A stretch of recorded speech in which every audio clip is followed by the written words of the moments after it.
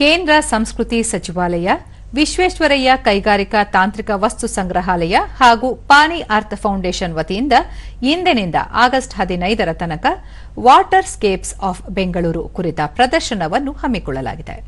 ಸುಮಾರು 100 ದಿನಗಳ ಕಾಲ ನಡೆಯಲಿರುವ ಈ ವಸ್ತು ಪ್ರದರ್ಶನದಲ್ಲಿ ಬೆಂಗಳೂರಿನ ಜಲಮೂಲಗಳು, ಕೆರೆಗಳು, ನದಿಗಳು ಮತ್ತು ಅವುಗಳು ಕಲುಷಿತವಾಗಿರುವುದು ಹಾಗೂ ಈ ಸಮಸ್ಯೆಯಿಂದ ಹೊರಬರುವ ಪರಿಹಾರಗಳ ಕುರಿತು ಚರ್ಚೆ ನಡೆಸುವ ಉದ್ದೇಶ ಹೊಂದಲಾಗಿದೆ.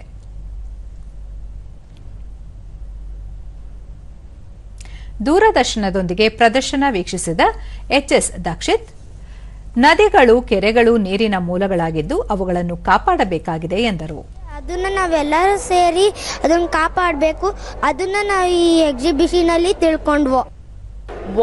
ಪಾನಿ ಅರ್ತ್ ಫೌಂಡೇಶನ್ನ ಖುಷ್ಬು ಬಿರಾವತ್, ಪಾನಿ ಅರ್ತ್ ಫೌಂಡೇಶನ್ ಸೇರಿದಂತೆ ಇನ್ನಿತರ ಸಂಸ್ಥೆಗಳ ಸಹಕಾರದಲ್ಲಿ 100 ದಿನಗಳ ಕಾಲ ನೀರಿನ ಕುರಿತು ಜಾಗೃತಿ ಮೂಡಿಸುವ ಕಾರ್ಯಕ್ರಮ ಹಮ್ಮಿಕೊಳ್ಳಲಾಗಿದೆ ಎಂದು ಹೇಳಿದರು. ಬ್ಯಾಂಗ್ಳೂರಲ್ಲಿ ನದಿಗಳು ಇದ್ವು, ಆಮೇಲೆ ಯಾವ್ಯಾವ ನದಿಗಳು, ಆಮೇಲೆ ಯಾವ್ಯಾವ ನದಿಗಳ ಮೇಲೆ ಡಿಪೆಂಡ್ ಆಗ್ತೀವಿ, ಕಾವೇರಿ ಆಗಲಿ, ಅರ್ಕಾವತಿ ಆಗಲಿ, ವೃಷಭಾವತಿ ಆಗಲಿ, ದಕ್ಷಿಣ ಪಿನಾಕಿನಿ ಆಗಲಿ, ಚಿನ್ನಾರ್ ಆಗಲಿ, they are all there in Bangalore. If you want to learn more about them, please come to Visvesvaraya technological museum here in Bangalore.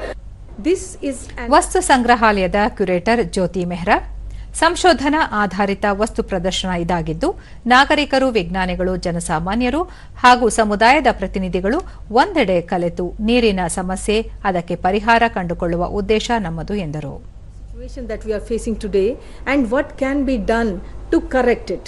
So there are solutions and there are better methods and also an inspiration as to how we can create a better future around waters in case of Bangalore. ವಸ್ತು ಸಂಗ್ರಹಾಲಯದ ನಿರ್ದೇಶಕ ಸಜ್ಜು ಭಾಸ್ಕರನ್, ಬೆಂಗಳೂರಿನಲ್ಲಿ ಈ ಹಿಂದೆ ಹೆಚ್ಚಿನ ಸಂಖ್ಯೆಯಲ್ಲಿ ಕೆರೆಗಳಿದ್ದವು, ಈಗ ಅವುಗಳ ಸಂಖ್ಯೆ ಕಡಿಮೆಯಾಗಿದೆ. ಜತೆಗೆ ಅರ್ಕಾವತಿ ಮತ್ತು ವೃಷಭಾವತಿ ನದಿಗಳು ಕಲುಷಿತಗೊಂಡು ಕಾವೇರಿ ನದಿಯನ್ನು ಸೇರುತ್ತಿವೆ. ಇಂತಹ ಸಂದರ್ಭದಲ್ಲಿ ನೀರು ಕಲುಷಿತಗೊಳ್ಳುತ್ತಿರುವುದಕ್ಕೆ ಪರಿಹಾರ ಕಂಡುಕೊಳ್ಳುವ ಸಲುವಾಗಿ ಪ್ರದರ್ಶನ ಆಯೋಜಿಸಲಾಗಿದೆ ಎಂದರು. Sewage canals, ನೀರಿಲ್ಲ ಅದರಲ್ಲಿ. So all these issues have compounded the problem. ಅದಕ್ಕೆ ನಾವು ಈಗ ಕಾವೇರಿ ನೀರಲ್ಲಿ ಡಿಪೆಂಡ್ ಆಗ್ತಾ ಇದ್ದೀವಿ. ಅದು ಭಾಳ ದೂರದಿಂದ 100 ಕಿಲೋಮೀಟರ್ಸ್ ದೂರದಿಂದ ನೀರು ಬರ್ತಾ ಇದೆ, ಕಾವೇರಿ ನೀರು.